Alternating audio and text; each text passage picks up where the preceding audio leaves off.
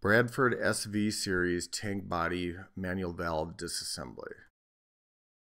Using a hex key, remove the clip bolt. Slide and remove the stem clip. Disengage the latch and rotate the handle to remove. Use a hex key to back out the set screw on the fixed gear. Slide the fixed gear off the shaft. Remove the single pin clamp.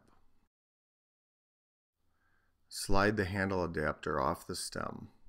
Turn the valve on its side and push the stem through the base of the valve.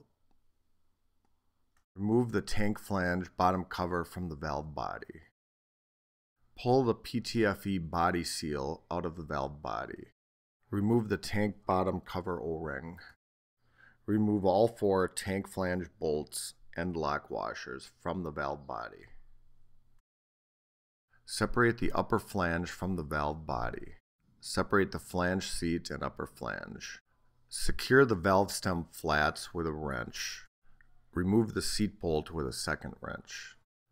Remove the seat seal ring and the seat bolt O-ring from the seat washer. SV Series manual tank body valve disassembly is complete.